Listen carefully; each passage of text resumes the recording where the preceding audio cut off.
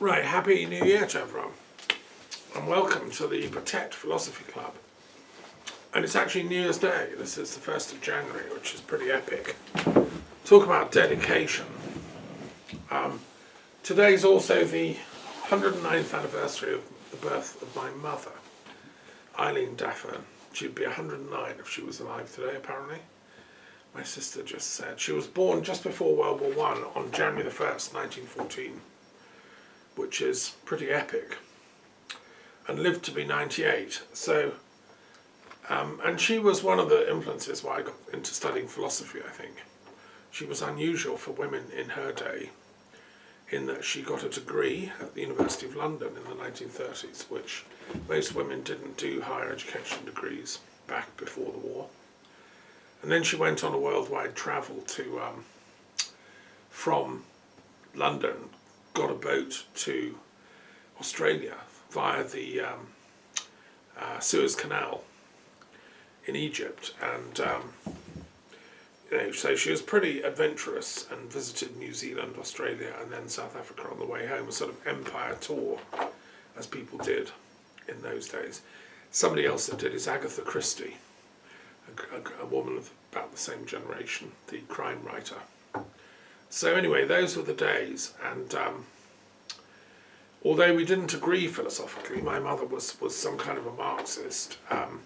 I respected her intellectual, acumen, and probably it was in arguing with her about whether Marx was the sole and absolute truth, which I felt not, that sort of made me determined to study philosophy with as much scientific rigour as Marx apparently had done.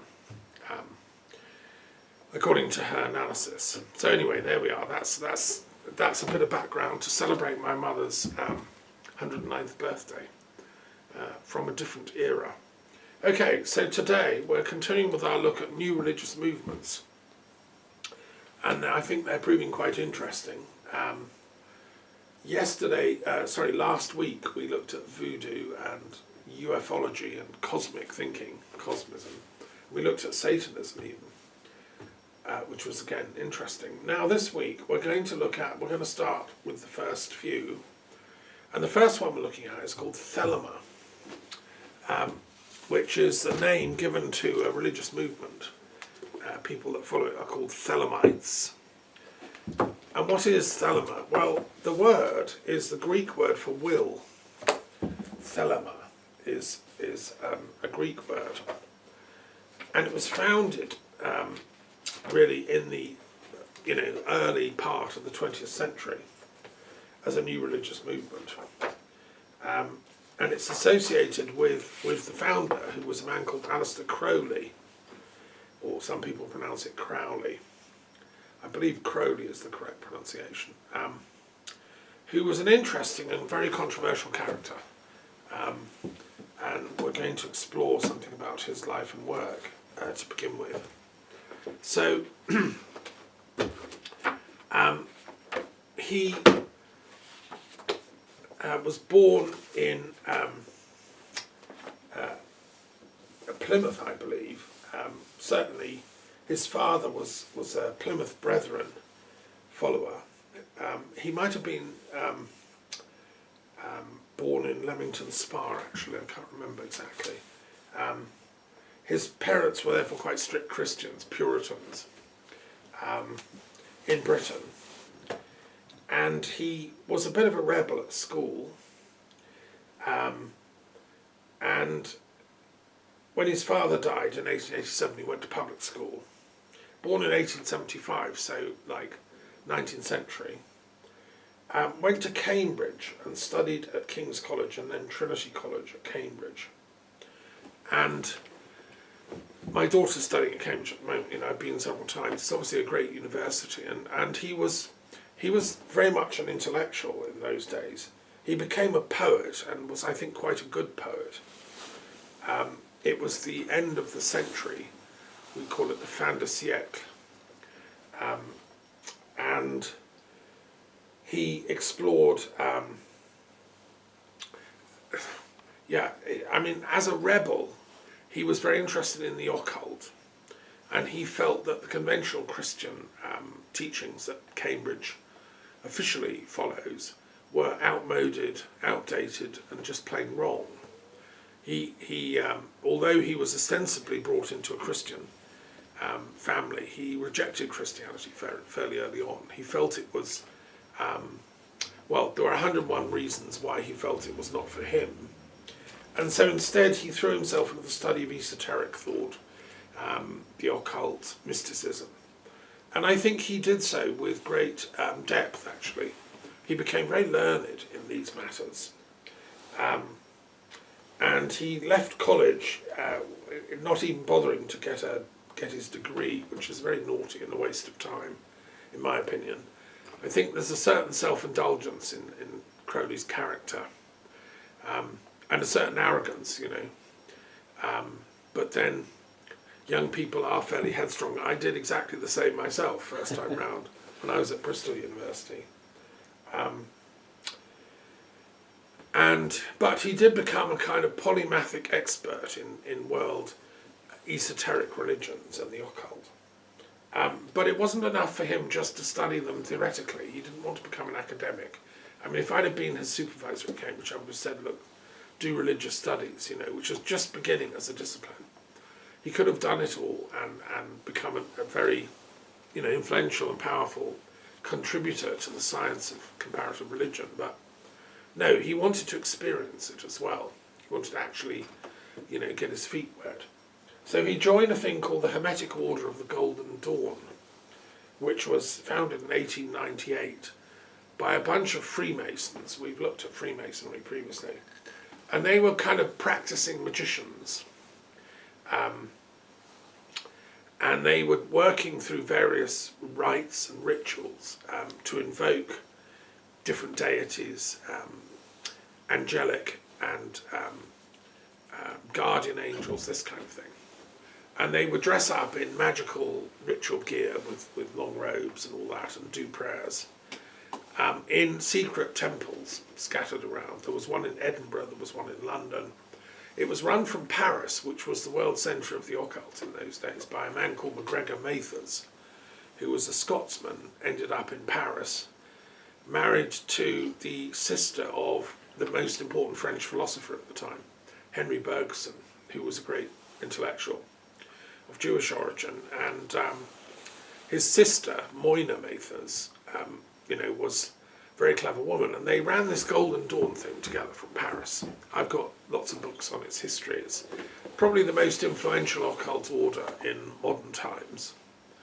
And one of its members was the poet Yeats, who I fell in love with as a young beginning poet, Yeats the Irish poet, who was interested in all the same things, the occult. He felt that poetry is about channeling news from the gods, and the great poet is someone that can walk between the worlds and bring down whispers from the gods and then put them into poetry. And Yeats and other poets at the time went with that romantic tradition about poetry, which sort of influenced me as a young man.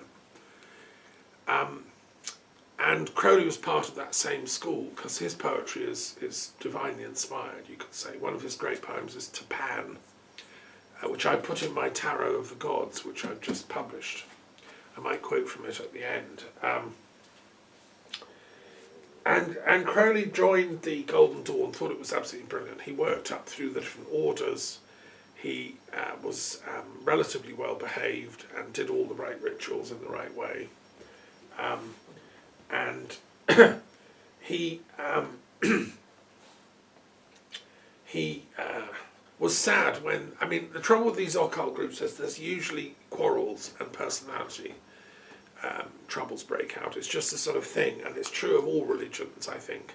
Look at what happened at the beginning of Islam, or in the history of Christianity. They're always fracturing into different groups, and it's the same with the occult groups. So the Order of the Golden Dawn, which was supposed to be about a lovely new world coming into being, the Golden Dawn, Aurora, which we're all going to live in a happy new age together of master magicians and enlightened people, actually ended up in a series of squabbles.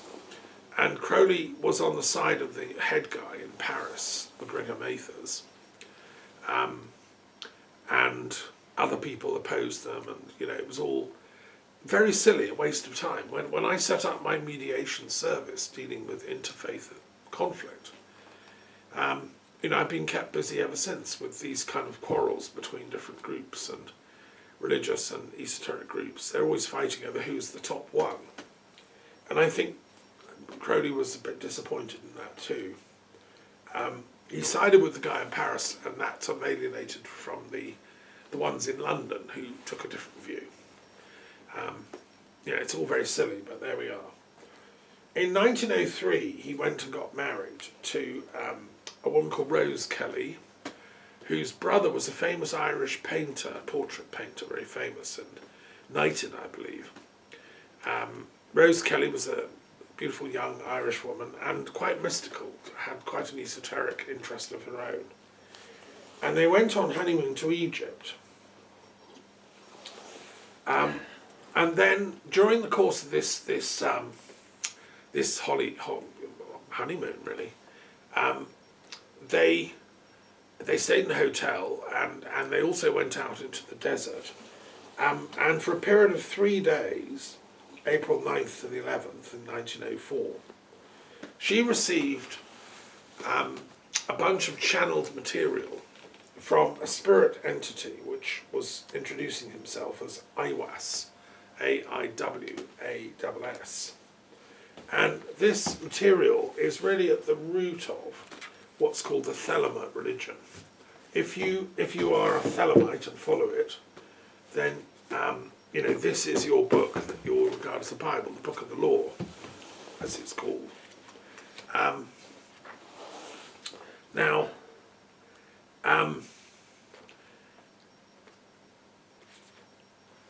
It's very Egyptian, and it's very ancient Egyptian in its philosophy. And of course, they're in Egypt. They went to the museums in Cairo. Crowley absolutely loved ancient Egypt, and he loved all things to do with the ancient Egyptian religion.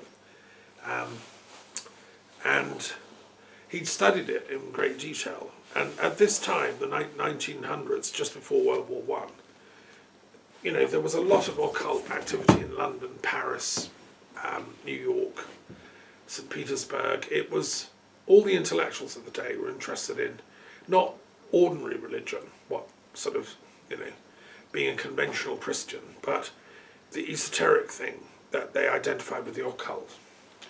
And Egypt was the place they all ended up aspiring to, and Crowley was typical of that lot.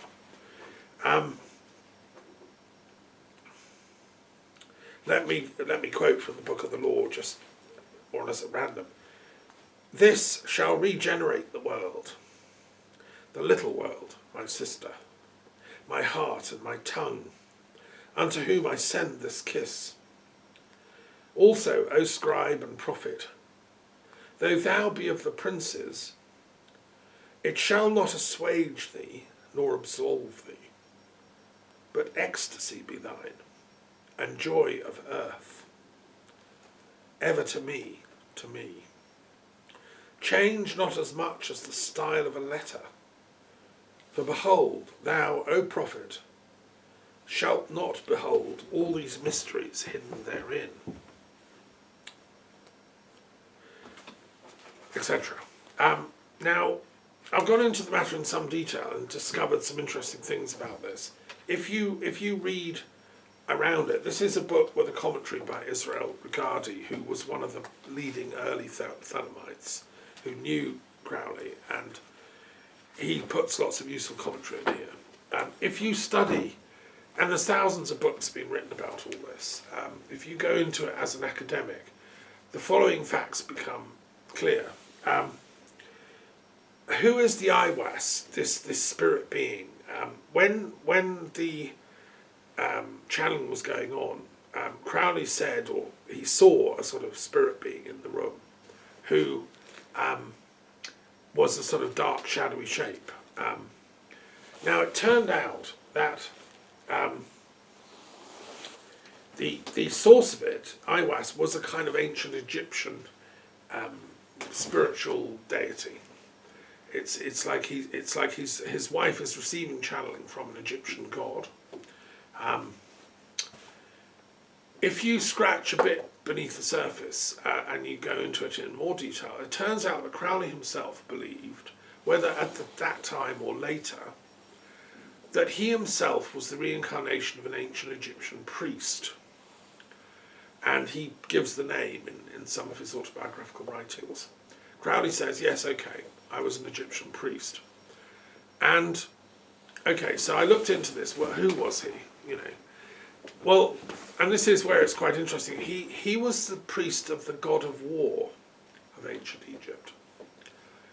Now,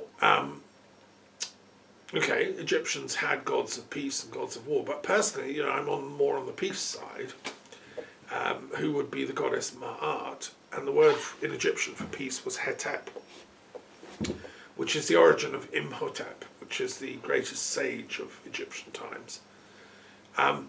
Crowley was on a sort of, let's call it the military wing of Egyptian consciousness, and this fits with a certain aspect of his character. He was quite forceful and strong in his occultism.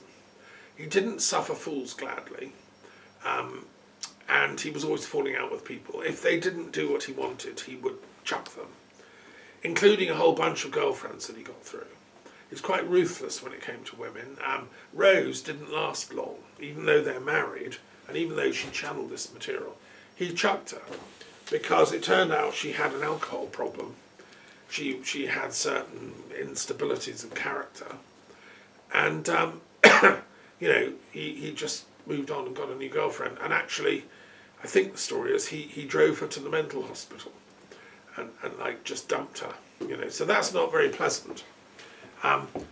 So I think when you're dealing with Crowley, you've got to be aware that he's not ordinary. He's not your ordinary polite, diplomatic kind of interfaith guy. He's a hardcore Egyptian reborn priest of war. What was he warring against? Okay, he was warring against Christianity. The one thing that I really don't agree with Crowley about, and I mean, you know, this isn't, I'm not presenting my views, it's just something I find difficult in Crowley, and I think many other people have done, is he was very anti-Christian. He thought Christ was a wimp, pathetic, saying love everybody. Well, obviously, why should you? Because some people are horrible. You should hate them and hurt them and kill them, you know. Crowley was much more of a realist variety. And he felt he was influenced by Nietzsche to think that Christianity was wrong and was the cause of a lot of the problems of the world. He thought that, no, we should be much tougher than that. Why should you love your neighbour? Steal from them if you can, you know, neighbours are horrible, you know. So his ethic was a bit dodgy.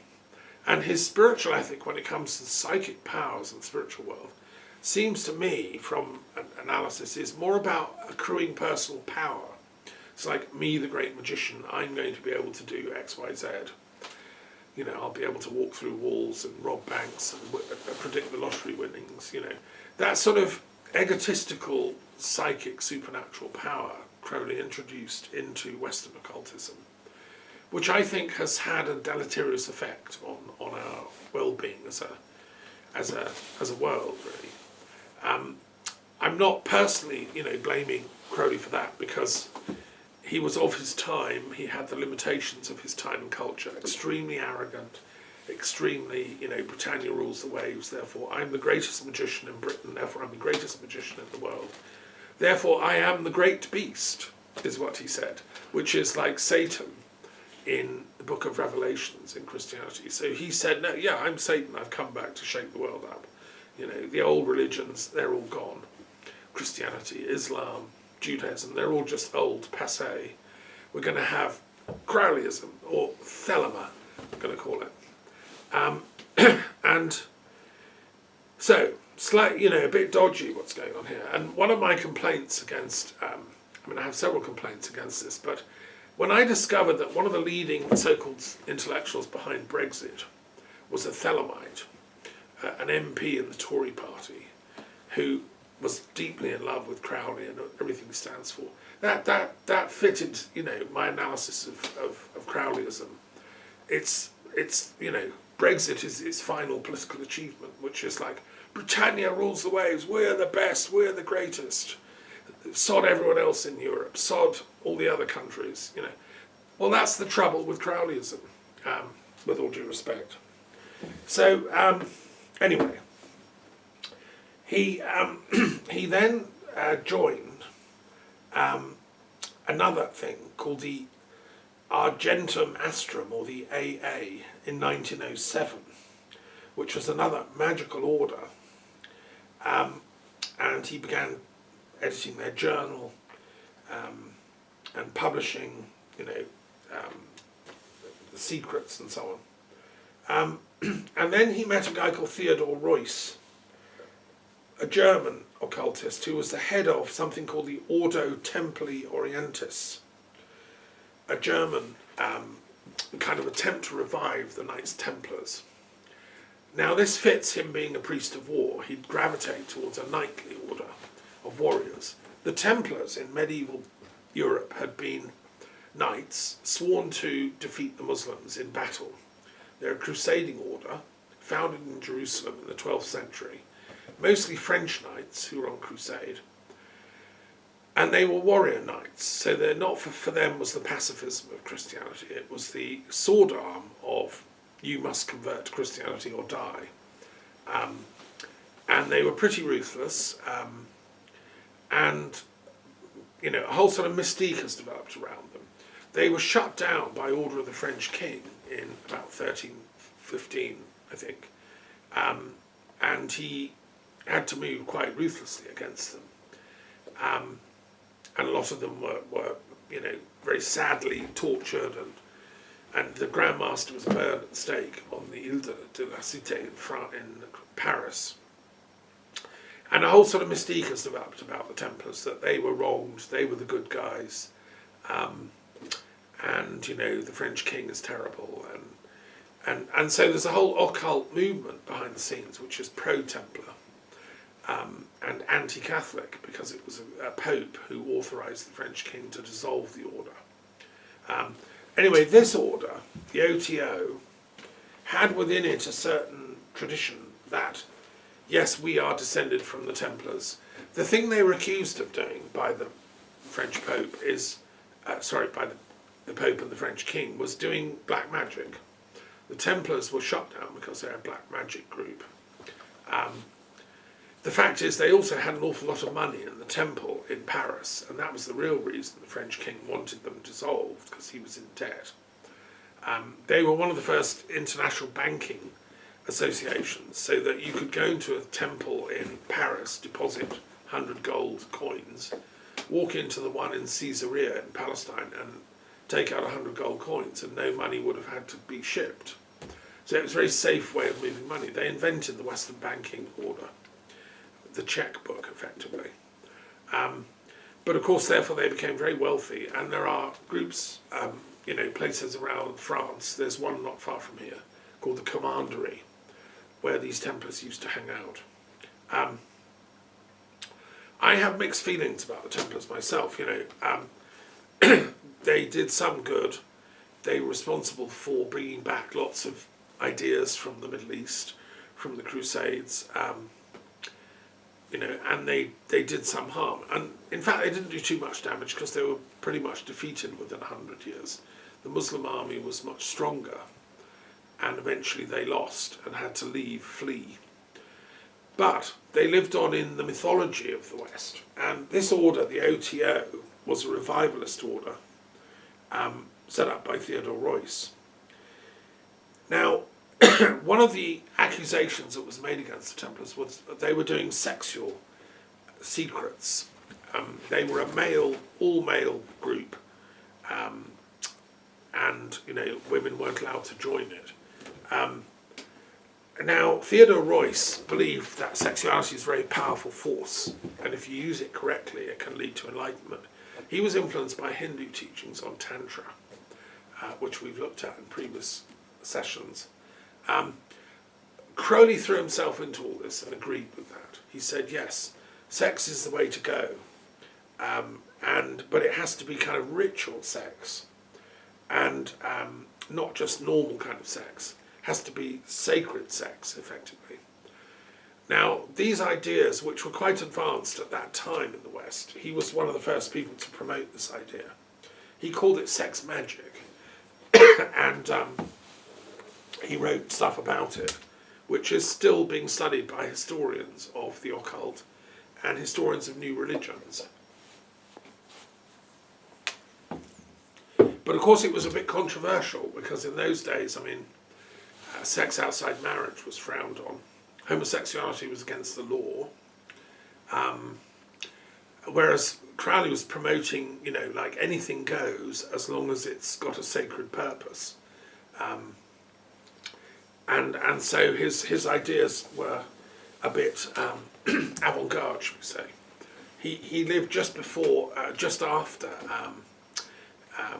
you know, the great Irish writer Oscar Wilde had been persecuted for his homosexuality. And Crowley was probably bisexual, technically. He was happy to make love to men or women. It didn't matter much to him. And so therefore he had to keep all that secret, or you'd get into trouble with the law. He introduced a ritual into the OTO rituals for homosexual sex magic, which was totally, you know, illegal and dangerous.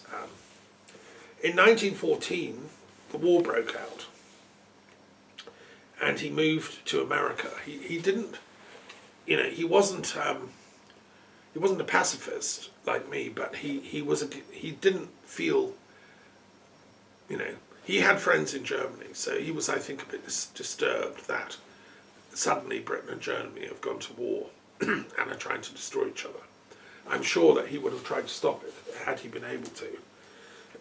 When I wrote my book on peace magic, I looked, you know, and by the way, nobody apart from me has ever talked about peace magic. The word sex magic is used all over the place. You can buy books on it all over San Francisco and London. But I'm the first guy to talk about peace magic. I'd love to know if Crowley had ever had well, actually, he sort of did dabble a bit in peace magic. I'll get to that in a minute. During the war, he established an OTO lodge in Vancouver, in British Columbia, and initiated Charles Stanfield Jones, who took the Latin name Frater Akkad, Brother Akkad, who wrote stuff in his own right, and who advanced to that order. And then, thank God, the war ended. He came back to Italy, moved to Sicily, and there he founded a magical colony in a place called Cefalù. And he lived there for 4 years, practicing his new religion. That's, I think, where he started using Thelema as its title. Why is it Thelema? Because will, he said, love is the law, was their slogan, but love under will. So, love is the kind of cosmic energy of life, but you shouldn't let it dominate or rule you. You shouldn't, you know, be a pervert, a sort of sex maniac, or totally abstaining from it. You should be able to use your sexual nature when it's appropriate. It's a divine thing.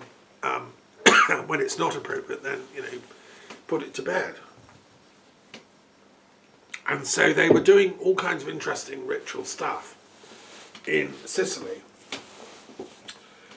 He'd also joined a Freemasonic order around a bit early as well. So he was, anything that was going, he would join it, right? He had himself declared an epissimus, meaning like supreme, you know, magister type thing. I think humility was not one of his stronger points, which is why I think he really didn't like Jesus, because Jesus kept going on about, you've got to be, you know, humility is the way to God. Crowley was going the opposite route. Arrogance and hubris is the way to God, was his kind of motto.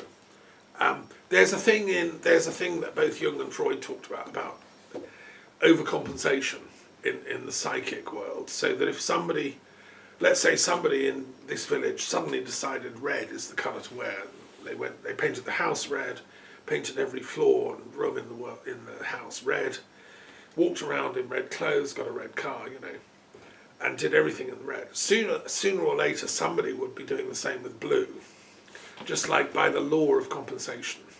Somebody would start wearing blue. It's like nature looks for compensation. So, in a sense, you could argue that because Jesus had overstressed the humility thing, the law of nature throws up someone like Crowley to overemphasize the opposite. That's to try and sort of make sense of what's going on here. What we do know is that Mussolini got into power when the fascist government got in. They really didn't like Freemasons. They didn't like the occult. It all was a bit dangerous. They didn't like homosexuality. So, of course, he was thrown out of Italy. Crowley got a bit of a reputation for being a bad boy. And in 1923, he was banished from the country, which is quite an honour, really, to be chucked out by Mussolini. I would have thought they had more in common than one should say in polite company. He went to Tunis and then France. It'd be interesting to document his trips in France, and Tunis as well, which was part of North Africa. It was part of the French-speaking colonies and so on. And then he ended up the last 15 years of his life in England. And that was interesting. He continued to write, he continued to study and teach as a mage. I think he should have stayed, he's left us a very important book called Magic, which is a classic. If a youngster wants to learn about what is magic, then this is the book to read. It's extremely well written, and it was printed in Paris, in fact, for the first time, in 1929, for subscribers only. So Vive la France, we actually brought it out. It must have been when he was working and living here. He spells magic with a K, so unlike normal magic, M-A-G-I-C, that can mean sleight of hand, taking a rabbit out of a hat. Magic for Crowley is esoteric or occult operations, is magic with a K. And it's, it's very interesting. Let me quote a couple of. It starts with a poem, and he is, don't forget, a good poet. There are 7 keys to the great gate, being 8 in 1 and 1 in 8. First, let the body of thee be still, bound by the cerements of will. Corpse rigid, thus thou mayest abort the fidget babes that tease the thought. Next, let the breath rhythm be low, easy, regular, and slow, so that thy being be in tune with the great sea's Pacific swoon. Third, let thy life be pure and calm, swayed softly as a windless palm. Fourth, let the will to live be bound to the one love of the profound. Fifth, let the thought, divinely free from sense, observe its entity. Watch every thought that springs.